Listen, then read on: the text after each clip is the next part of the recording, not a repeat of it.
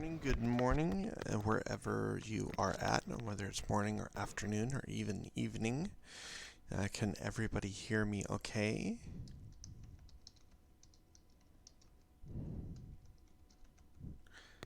Checking 1, 2, check, making sure all my settings are correct. Glad to see everybody today. Hopefully you have your cup of brew, as I do. Cup of coffee with a couple extra shots of espresso to wake myself up and make sure I'm awake and alert for our broadcast this morning. Just praying that Dr. Howard feels better, and looking forward to getting into our material this morning and continuing our discussion of the mankind's denials of God, the knowability of God, or what we call the aseity of God.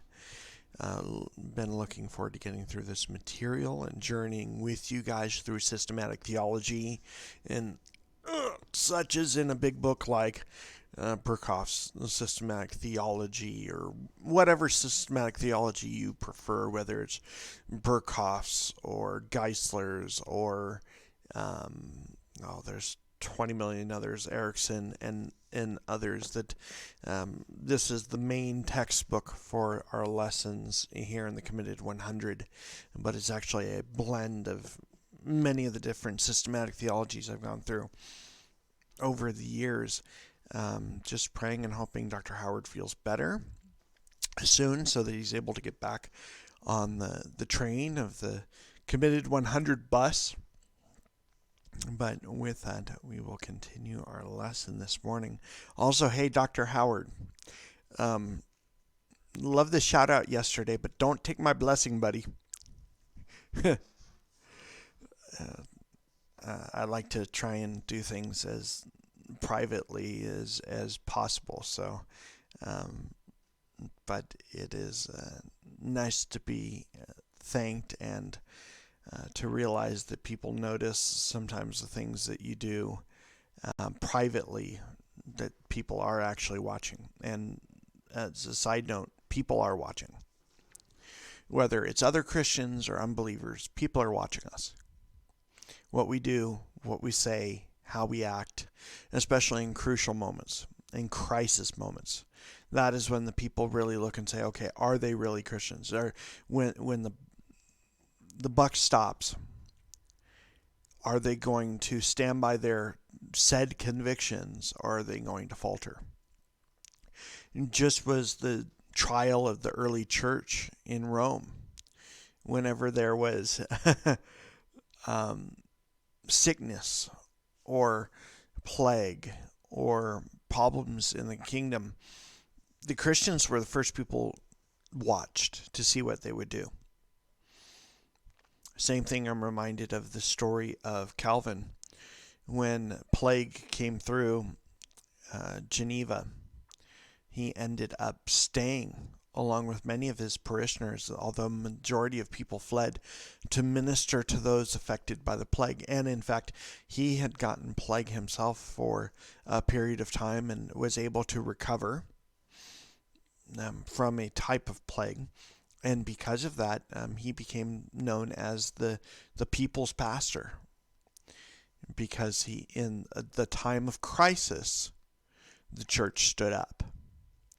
My big worry and my big concern is when the time comes for the American church to stand up, whether it be something like this coronavirus or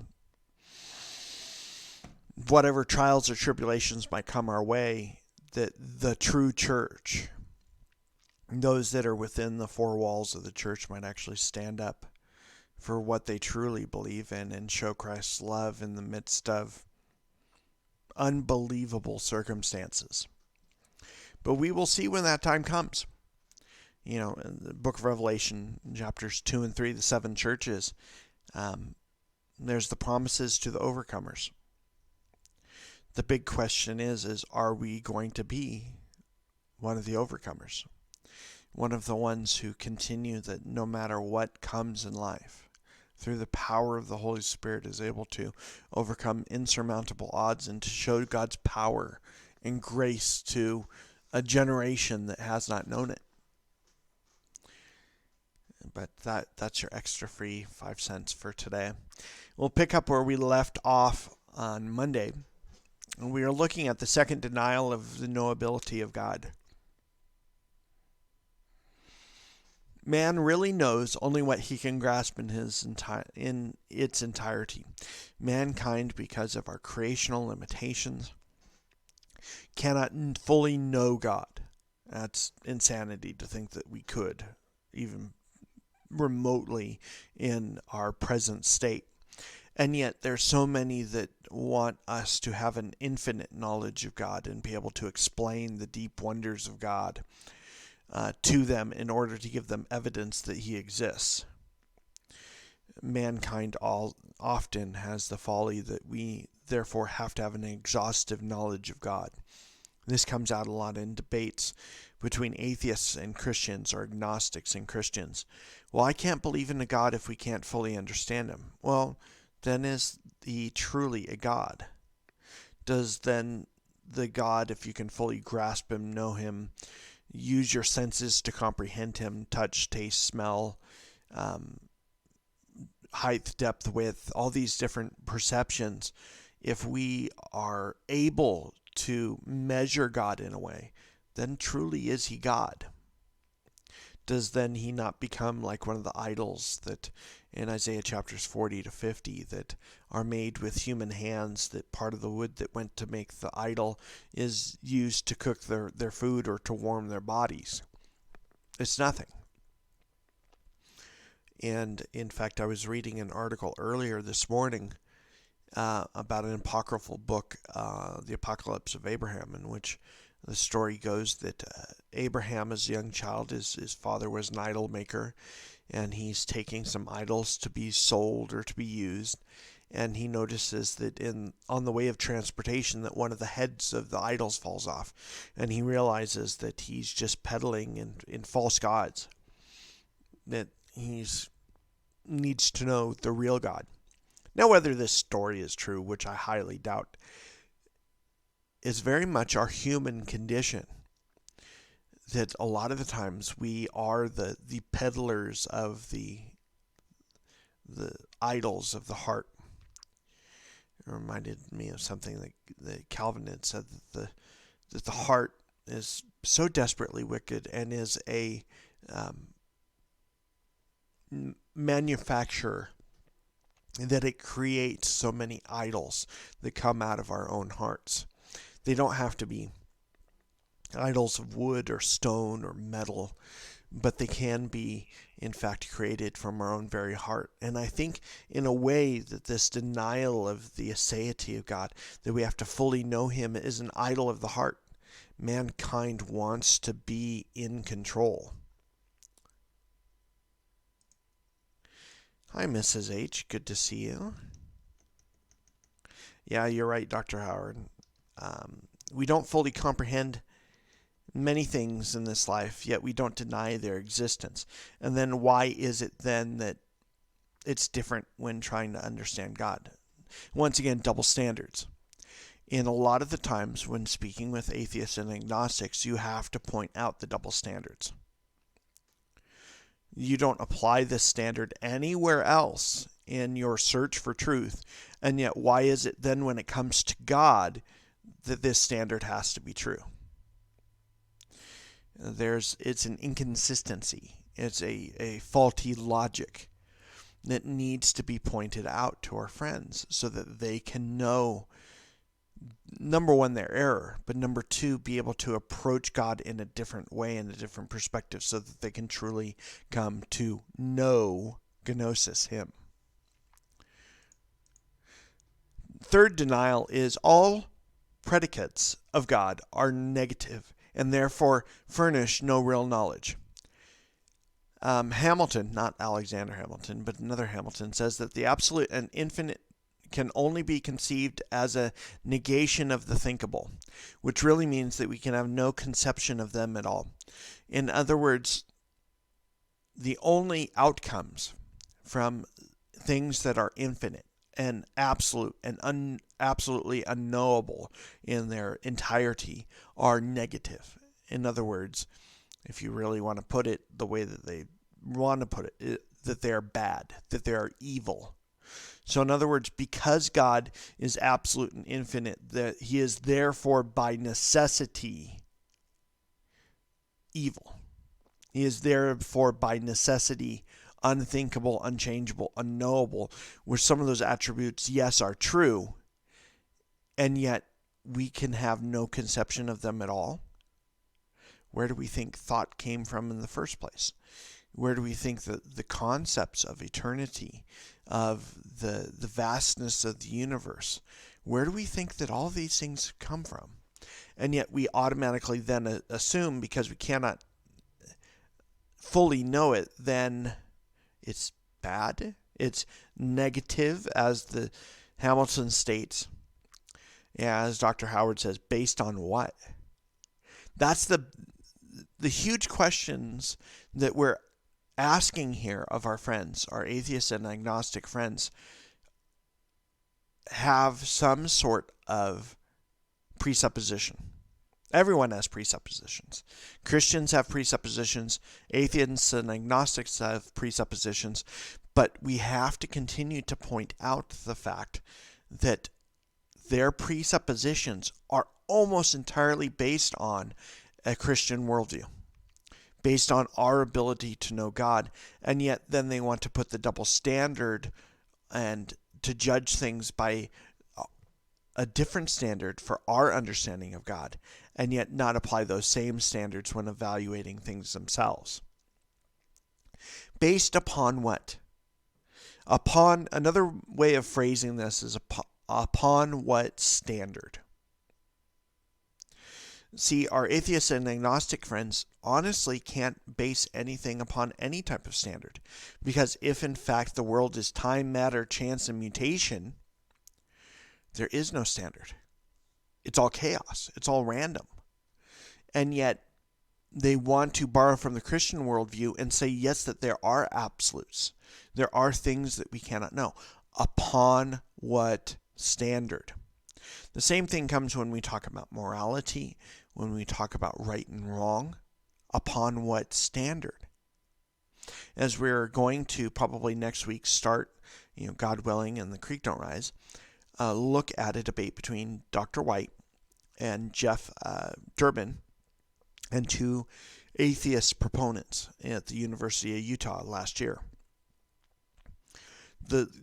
Basically the phrase Dr. Howard said, based on what, upon what standard, was the ultimate trump card in dealing with them, because honestly they get trapped and caught knowing that they continuously borrow from a Christian worldview without knowing it, without realizing that they have a certain presupposition that they'll deny that they have, and yet it shows in their argumentation. It shows in their denials of the knowability of God. Number 4, all of our knowledge is relative to the knowing subject. Let's clear that up a little bit. It is said that we know of the objects of knowledge, the tangible things, what we can taste, touch, see, smell, not as they are objectively, but as they are related to our senses and our faculties. So at least they're willing to admit that our understanding of objects of knowledge is limited by our creaturely faculties, our ability to sense things, to reason, to come to a knowledge. And unfortunately, we're all limited in that way. And so we all have a common experience in that way. But the big thing with our friends, family, relatives that deny the knowability of God is that they often purposefully want to shut off any evidence presented. Anything that is potentially beyond their faculties. It requires them to have a presupposition that something like the supernatural exists. Hey, Charles Thatch, good to see you. Thank you for joining us and joining in the conversation this morning or this afternoon, wherever it is you may be. In the process of knowledge, we distort and color them according to this particular denial. In a sense, it is perfectly true that all of our knowledge is subjectively conditioned based upon what, I might ask. But the import of the assertion under consideration seems to be that because we know things only through the mediation of our senses and faculties, we do not know them as they are.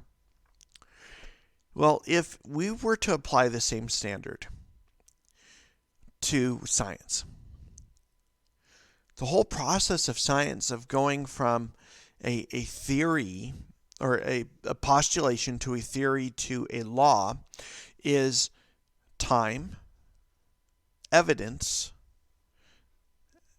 proving that evidence or that theory, and then seeing if it's universal at all times and at all places. That's only accomplished through observation and testing. How is that done? Through our senses.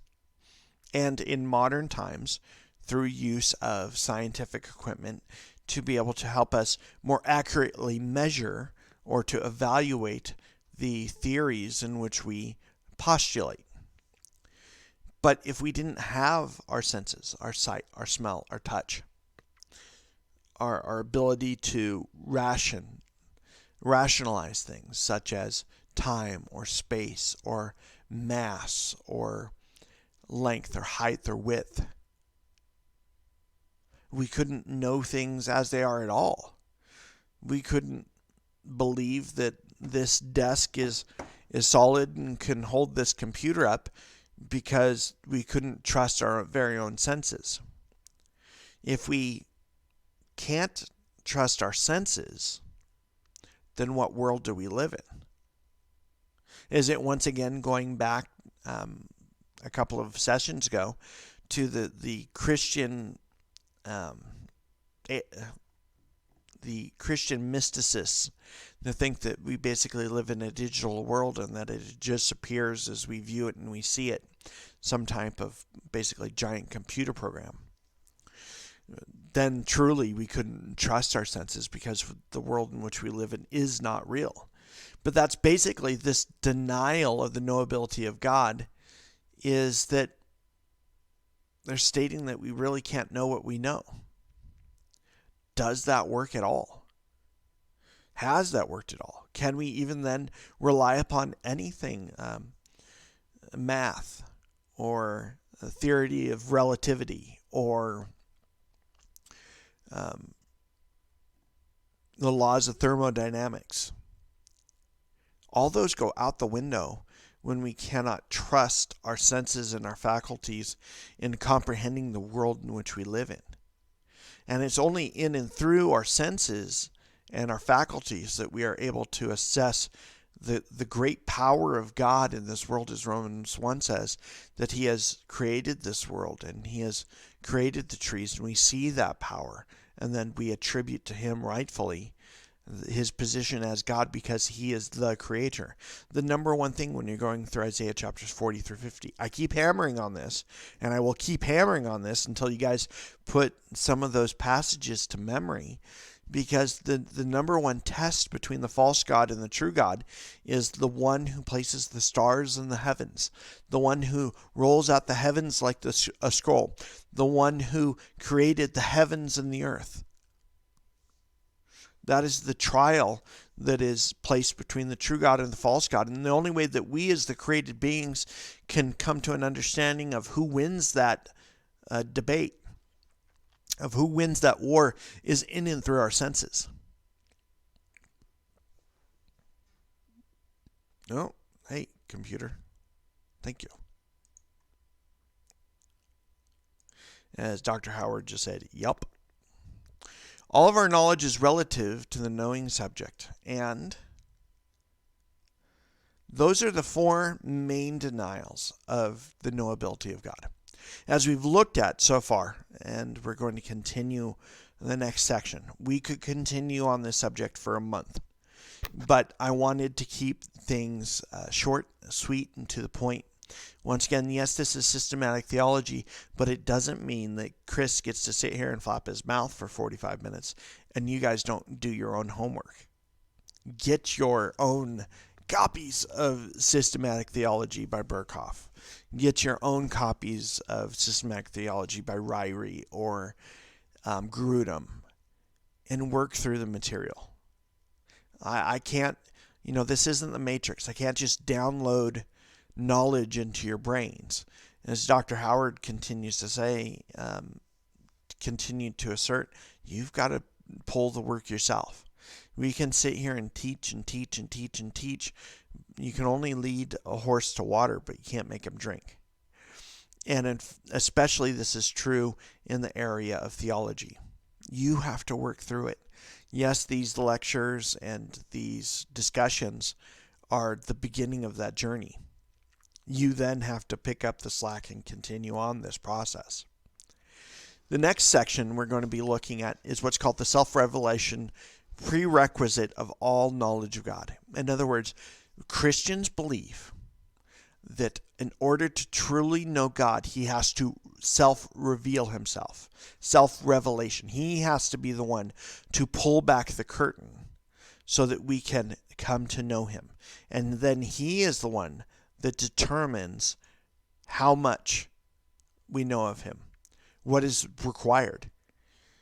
How much of God do we have to know, of his traits, of his character, of his being, in order to have a relationship with him, in order to receive salvation from him? How much of that do we need to know is all determined by God himself, not by man. See, in these denials, 4 denials that we've worked through both Monday and today, it has boiled down to man. Once again, it becomes egocentric. It becomes I, me, and mine centric. It's my ability, my power. And it's not about that. The Bible is not about the power of mankind. Anyone who asserts such is a bunch of hogwash, in my opinion. The Bible has always been about God's revealing of himself, his plan, his purpose, his timing, and his way. Notice the common theme there is his, not ours, not Chris's, not mine. The sooner we come to realize that, especially in looking like a passage Dr. Howard's been working through, John chapter 3, if you have the presupposition that it's about you, the rest of the theology that you build off of John chapter 3 is going to be wrong. But if you go into it with the predisposition to understanding that it's God's revelation of himself, you're going to come to a correct theology about how mankind gets into a relationship with God, what the process looks like, what Christ's power and position in it is, that it is in fact a triune work of God throughout eternity past to eternity future to bring about the salvation of mankind. You can only come to that rightful conclusion in John chapter 3, and then you build upon that in John chapter 6. If you start at it from the God revealing himself. From the beginning, in the beginning God, the self-revelation of God in his work in creation. Not man. It doesn't say, in the beginning eventually Chris would become. No. It says, in the beginning God. And God revealing his power and his creative ability and his willingness to create mankind for his pleasure and his purposes.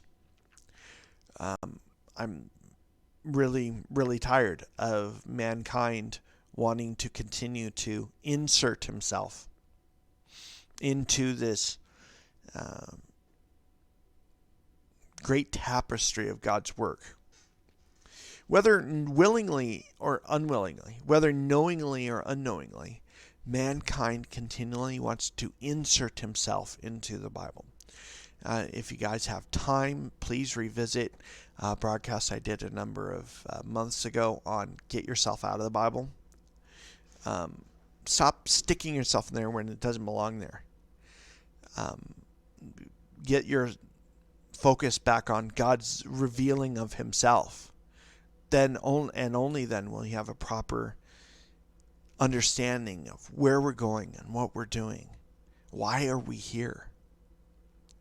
So this idea of God's self-revelation is super important in looking at what we call theology proper, the study of who God is. Because then we truly realize that God has only revealed a portion of himself.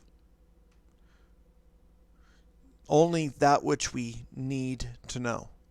And he has revealed a lot, as we're going to look at over many weeks, the attributes and the qualities of God as dictated in Scripture, and as we experience them.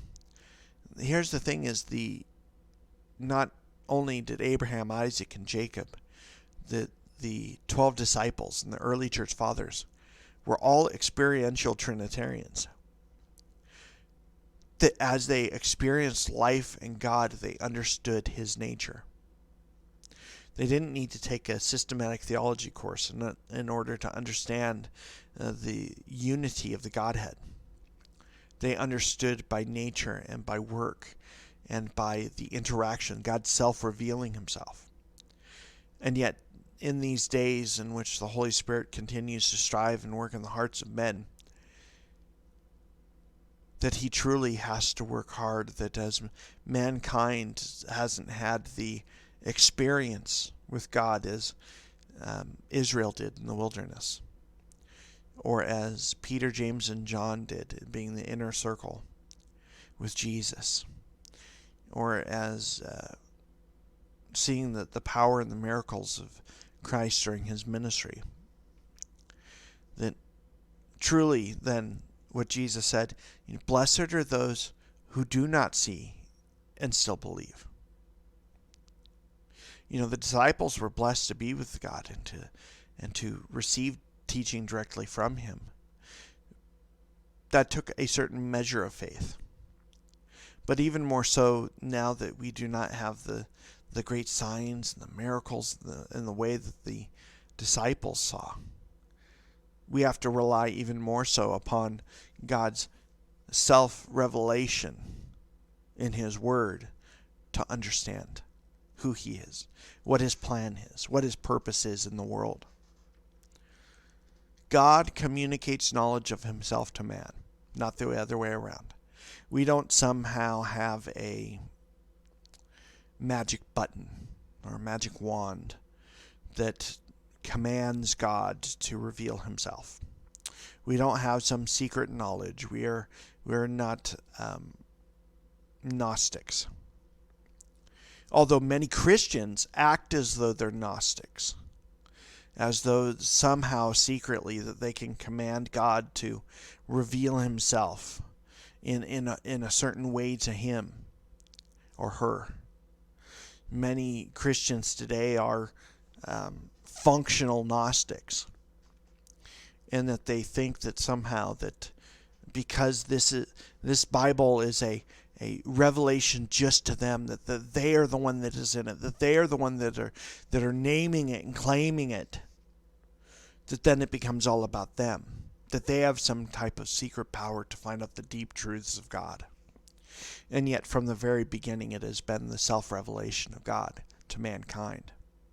In the study of all other sciences, man places himself above the object of his investigation and actively elicits from it his knowledge by whatever method may seem most appropriate. Let's stop there. In science and in every other aspect of mankind's, hi Michael,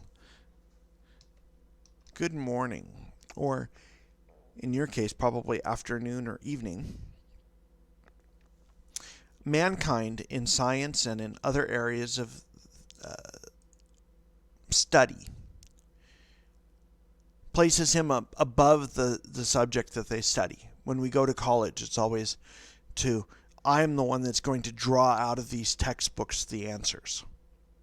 I'm going to be the one then to determine its validity. But then when it comes to theology, we do not stand above the knowledge that God has revealed, but rather we are under God's revelation. We are the beneficiaries of his revelation rather than the other way around. In other words, man can know God only insofar as the latter God actively makes himself known. I will say it one more time because it bears repeating. Man can know God only insofar as the latter actively makes himself known. No ifs, no ands, no buts. I really wish our Christian friends who are functional Gnostics would get this through their brains. Many Christians across America think that because they go to church that somehow God's going to